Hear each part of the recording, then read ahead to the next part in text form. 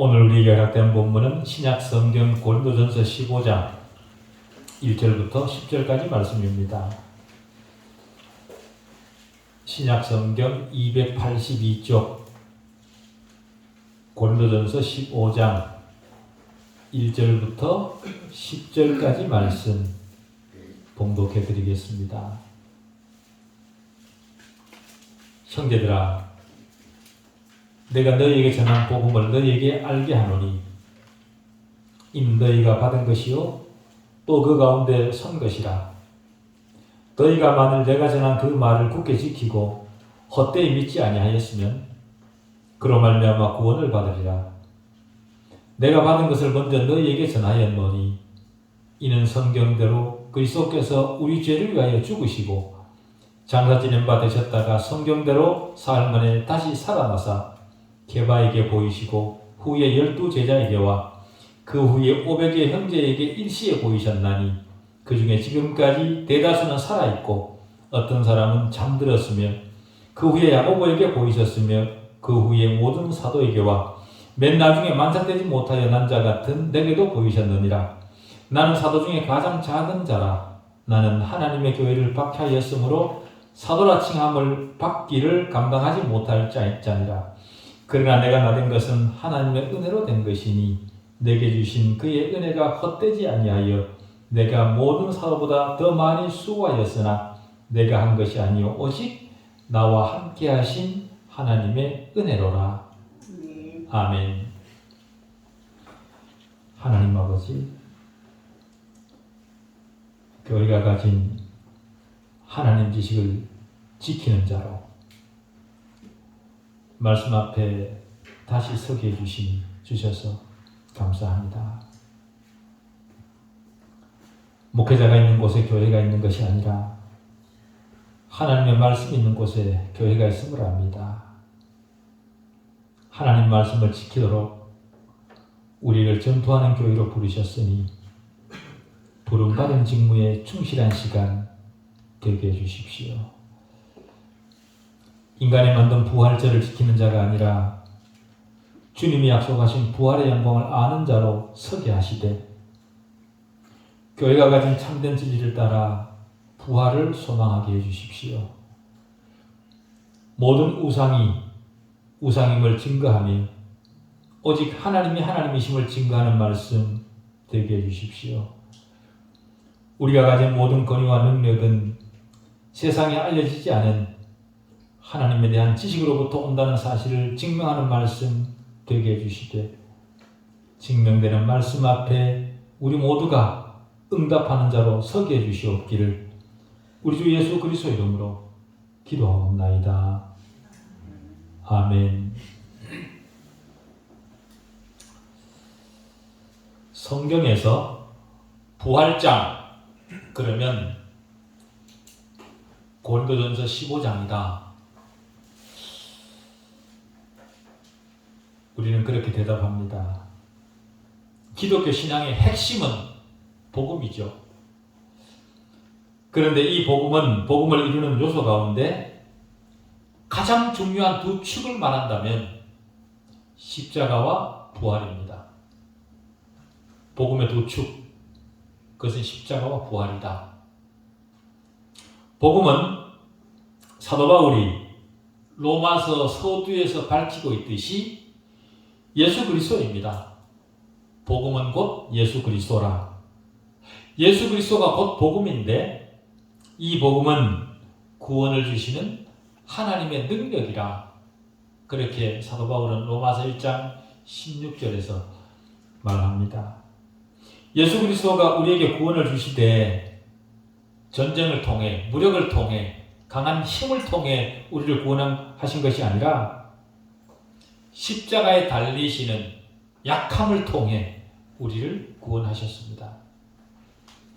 복음은 특정한 역사적 사건을 보고하면서 시작되어서 오늘 우리에게까지 전달되었습니다. 복음은 역사의 한순간에 실제로 일어났던 특정한 한 사건을 받아들이는 것이지 우리 삶을 변화시키는 경험이라든가 아름다운 사랑의 메시지를 통해 인간을 교육하고 교화하는 그런 어떤 것이 아닙니다. 역사의 한순간에 실제로 있었던 특정한 사건을 받아들이는 것으로 그 믿음이 시작된다. 그렇게 말하는 것은 기독교뿐입니다. 물론 다른 종교도 그 출발, 그 기원에 대해 말을 하거나 그 기원이 되는 사람들의 영웅적인 그런 이야기를 다 가지고 있습니다만은, 그러나 그들에게 있어서 그 출발자는 기감에 불과하고 그들이 구원을 갖다 준다, 그렇게는 말하지 않습니다. 왜냐하면 그들이 구원을 갖다 줄 능력이 없기 때문에 그런 거죠. 이방 종교들은 그들 종교의 창시자를 본보기로 살다가 보면 지혜의 길을 발견하게 되고, 그러면 너도 무한한 세계와 합의를 이루게 될 것이다. 다른 타 종교들은 다 그렇게 가르칩니다. 그러나 기독교는 우리가 살아내야 될 어떤 방식으로 시작하지 않고 예수님이 역사의 한순간에 너를 위해 이루신 일이 있다라는 것으로 시작을 합니다. 예수님이 우리를 위해 하신 일은 우리 죄를 위해 죽으시고 장사 지낸 바 되셨다가 사흘 만에 다시 살아나셔서 많은 사람들 앞에 자신을 나타내 보이셨다는 겁니다. 바로 조금 전에 말씀드린 십자가와 부활인 거죠. 이것이 기독교 신앙의 핵심입니다. 그럼에도 불구하고 현대 기독교는 이 핵심에 집중하지 않고 타 종교를 모방하기에 급급한 것 같아서 안타깝습니다. 그야말로 인간의 마음에 호소하는 소위 자유주의 기독교를 만드는 것이 현대 교회의 목표처럼 보입니다. 그 대표적 인물이 18세기 독일의 자유주의 신학자 술라이어 마허라는 사람입니다. 그는 기독교란 역사적 사건을 믿는 것이 아니라 하나님을 의지하는 내면의 느낌이라, 내 마음의 느낌이 바로 기독교 신앙이다, 그렇게 가르쳤습니다. 이런 사람들은 예수의 부활을 문자적으로 그리고 육체적이며 역사적 부활로 믿을 수 없고, 다만 겨울이 지나면 봄이 오듯이 순환적인 의미로 부활을 생각을 했습니다. 그래서 그들은 부활을 역경이나 재난 중에도 새 출발의 희망이 있다. 지금은 쓰러져서 죽은 것 같지만, 그렇지만 시간이 지나면 다시 역전의 새로움이 있을 수 있다라는 의미로 부활을 활용을 합니다. 어려움을 극복하고 나면 다시 새로운 희망이 부활한다는 그런 논리인 거죠. 주님께서 우리에게 가르치신 부활이 바로 그런 거라는 겁니다. 다시 말해 위기를 극복하는 삶의 방식으로 부활을 이해하는 거죠.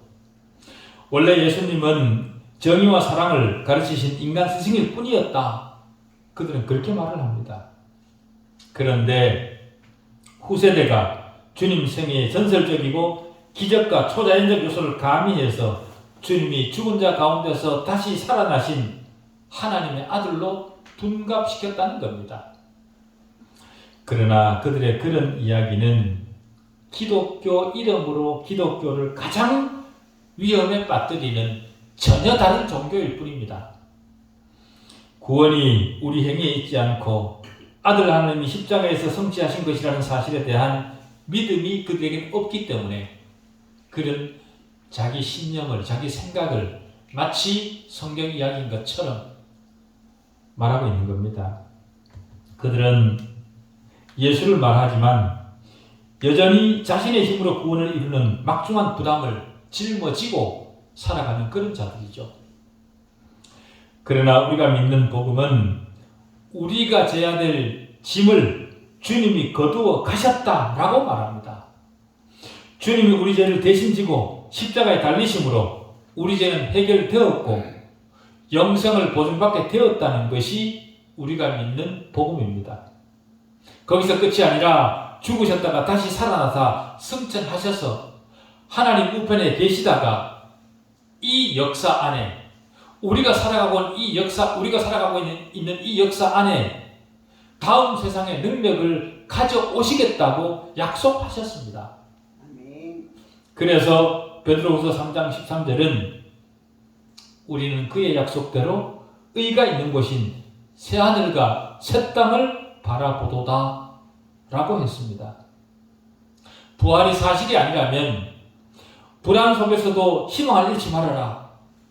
다시 부활의 기회는 얼마든지 있다는 식으로 그런 윤리적 권면은 그 자체로 아무리 옳은 말이라 하더라도 아무런 소용이 없는 그런 말이 되고 맙니다. 우리에게 부활이 있기에 우리가 선을 위해 힘을 쓸 이유가 있는 겁니다. 자유주의 신학자들의 논리를 따라 은유와 유추로 하나님을 조롱할 일이 아닙니다. 기독교는 역사적 신앙일 뿐만 아니라 합리적 신앙입니다. 부활을 반박하려는 다양한 이론들이 현대에 많이 일어나고 있지만 그런 이론들은 시간이 조금만 지나면 스스로 괴멸하고 맙니다. 고린도전서 15장만 자세히 읽어봐도 믿어야 될 충분한 증거들이 수두룩합니다.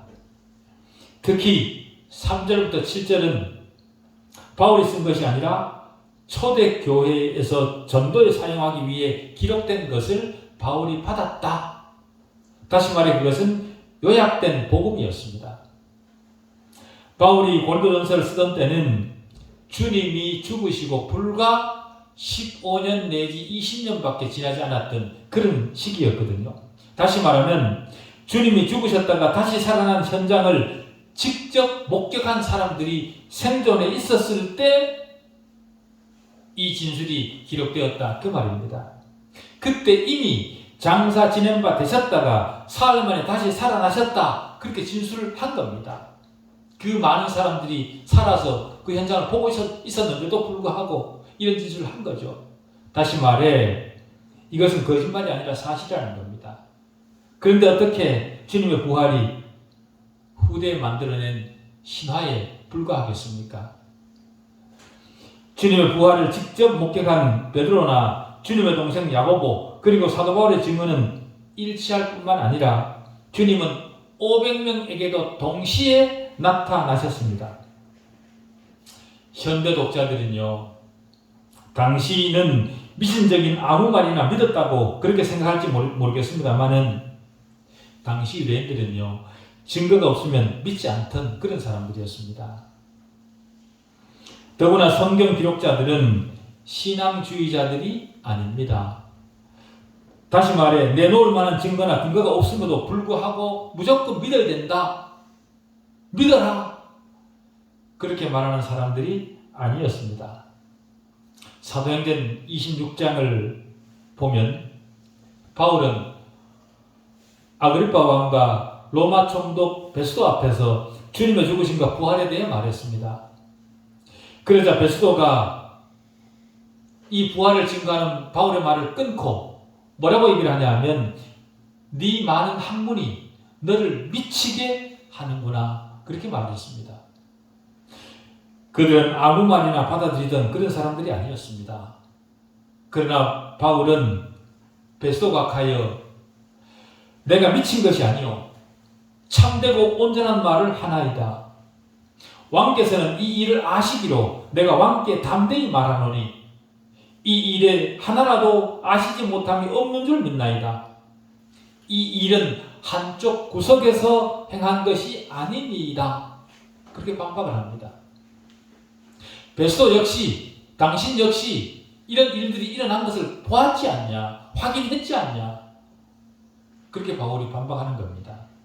그런데도 그 사실을 보고도 믿지 못한 베스도이다 보니 바울의 말을 신뢰하지 못했던 겁니다. 그리고 오히려 바울이 미친 사람인 것처럼 그렇게 취급을 했던 거죠. 그러나 바울의 말은 단순한 주장이나 한쪽 구석에서 행한 것이 아니라 사실에 대한 논증이었습니다. 아그리빠가 주님의 죽음과 빈 무덤 그리고 목격자들이 보고한 활동 등 모든 것을 다 알고 있었다. 바울은 그렇게 말합니다. 바울은 아그리빠와 베스도 앞에서 했던 말을 지금 우리에게도 그대로 하고 있는 겁니다. 주님의 부활에 대한 바울의 논증은 주로 두 가지로 요약할 수 있습니다. 첫째는 무덤이 비어 있었다는 겁니다. 조금 전에 말한 고린도전서 15장 4절에는 주님이 죽으셨다는 말로 끝내지 않고 장사 지낸 바 되셨다까지 그렇게 말을 합니다. 장사 지내서 매장까지 했는데 무덤이 비어 있었다는 거죠. 이 말은 주님의 부활은 영적 사건이 아니라 실제적 사건이었다 그 말입니다. 두 번째 논증은 수많은 사람들이 다양한 정황에서 부활하신 주님을 만났다는 겁니다. 그냥 이야기만 한 것이 아니라 실제로 부활하신 주님을 직접 목격했다는 겁니다. 기록된 것만 해도 주님은 유대에, 갈릴리에, 성읍에, 시골에, 실내에서, 실외에서, 아침에, 저녁에 예고하신 대로 예고 없이 그렇게 사람들을 무수히 만났다는 기록이 성경에 무수히 많습니다. 수두룩합니다. 심지어 대화까지 하셨다는 기록이 있습니다. 다수의 사람들이 죽은 자 가운데서 다시 살아나신 주님을 실제로 보고 전하지 않고서야 어떻게 이런 기록을 할 수 있었겠습니까? 그렇기 때문에 주님의 부활은 신화나 지어낸 이야기나 환각이나 환상이 아닙니다. 거기다 어떻게 500명이 한꺼번에 똑같은 환상을 볼 수 있겠습니까? 그건 불가능이죠. 빈 무덤만 있었다면 시신을 도둑맞았다 그렇게 말할 수도 있겠지만 부활하신 그리스도를 보았다는 수많은 증거들이 있었기 때문에 사실일 수밖에 없는 겁니다. 더구나 꾸며낸 얘기라면 아주 신비로운 광채에 둘러싸였다거나 바라볼 수 없는 존재나 무서운 유령으로 그렇게 묘사했을 겁니다. 그런데 부활하신 주님은 지극히 평범한 인간 중에 인간으로 나타나셨습니다. 부활하신 주님의 몸은 인간 그대로인데다가 이전 몸의 연속이어서 십자가에 못 박힌 상처가 그대로 있었지만 그러나 변화된 몸이었습니다. 그래서 제자들은 부활하신 주님을 바로 알아보지 못했던 거죠. 주님의 몸은 손으로 만져졌고 생선도 드실 수 있을 만큼 그런 몸이셨지만 물성을 초월하신 물질적인 성질을 초월하신 그런 부활하신 신비로운 육체이셨습니다. 그래서 잠긴 문을 통과하고 벽을 통과해서 들어갈 수 있으셨던 거죠. 부활하신 주님은 유령이나 눈부신 신령도 아니었고 다시 살아난 일반적 인체도 아니었습니다. 그리스 로마 신화에 한 번도 등장하지 않았던 그런 몸이기 때문에 그런 신화를 본뜨고 말 것도 없는 사실 그대로의 부활하신 몸입니다. 완전히 새로운 범주였고 인간의 이성을 초월하는 그런 부활하신 몸인 거죠. 주님의 부활이 바로 그런 겁니다. 그렇기 때문에 그 사실을 물리적으로 다시 증명하는 것은 불가능합니다. 과학 실험을 통해 어떤 현상을 반복적으로 증명할 수 있는 것과는 차원이 다른 문제입니다. 역사의 한순간에 일어났던 모든 일은 그것을 다시 반복해서 증명한다는 것은 불가능합니다. 다만 증거가 충분하다면 그것을 의심 없이 받아들여야 되는 거죠. 주님의 부활에 대한 증거는 수없이 많지만 그것을 받아들이도록 강요할 수는 없습니다. 그렇다고 주님의 부활을 맹신하라는 것도 아니지만 그리스도의 부활은 역사에 엄청난 족적을 남겼습니다. 그리스도의 부활은 역사와 과학을 초월하면서도 동시에 모든 것을 포괄합니다. 그래서 사도 바울은 기독교 역사적 측면과 합리적 측면 모두를 강조했습니다. 그렇다고 기독교 교리와 원리의 역사적 측면과 합리적 측면을 지적으로 동의하기만 하면 된다. 그런 말은 아니죠. 기독교 신앙에는 지적 동의는 물론이지만 진리를 믿는 믿음도 함께 있어야 됩니다. 주님의 부활을 믿고 안 믿고는 결코 지적인 과정으로만 설명할 수 없는 그런 거죠. 우리는 기계가 아니라 살과 피를 가지고 생각을 하는 인간입니다. 그렇기 때문에 주님의 부활에 대해 반응하는 것도 논리만으로 하지 않고 영혼에 대한 소망과 두려움과 믿음을 두루 반영합니다. 다시 말해 자신에게 하나님의 은혜가 필요함을 깨닫지 못하는 사람은 주님의 부활을 받아들일 수가 없습니다. 사도 바울은 굉장히 냉철한 이성주의자였습니다. 그러나 자신의 이성으로는 도저히 설명할 수 없는 사실을 목격하면서 완전히 다른 사람이 되었습니다. 조금 전에 우리가 읽었던 고린도전서 15장 9절부터 10절을 보십시오. 나도 사도 중에 가장 작은 자라 나는 하나님의 교회를 박해하였으므로 사도라 칭함받기를 감당하지 못할 자니라. 그러나 내가 나된 것은 하나님의 은혜로 된 것이니 내게 주신 그의 은혜가 헛되지 아니하여 내가 모든 사도보다 더 많이 수고하였으나 내가 한 것이 아니요 오직 하나님 나와 함께 하신 하나님의 은혜로라. 그렇게 말합니다. 그토록 냉철한 이성주의자였음에도 불구하고 바울은 은혜라는 말을 3번이나 사용합니다. 자신의 생각과 판단과 이성으로는 도저히 설명할 수 없는 그런 신비한 일이라는 거죠. 하나님의 은혜를 경험하기 전 바울은 자신에게 자비와 용서 따위는 전혀 필요하지 않다. 그렇게 생각을 했습니다. 오직 율법을 지키는 것에만 관심이 있었을 뿐입니다. 그러나 자신의 한계를 깨닫고 하나님의 용서가 필요하다는 사실을 알고 나자 이성주의자였던 그가 바뀌고 달라지고 새로운 사람이 될 수밖에 없었던 겁니다. 이 시대 대부분의 사람도 자신은 진지하게 진리를 추구하는 꽤 괜찮은 사람이라 그렇게 생각을 할 겁니다.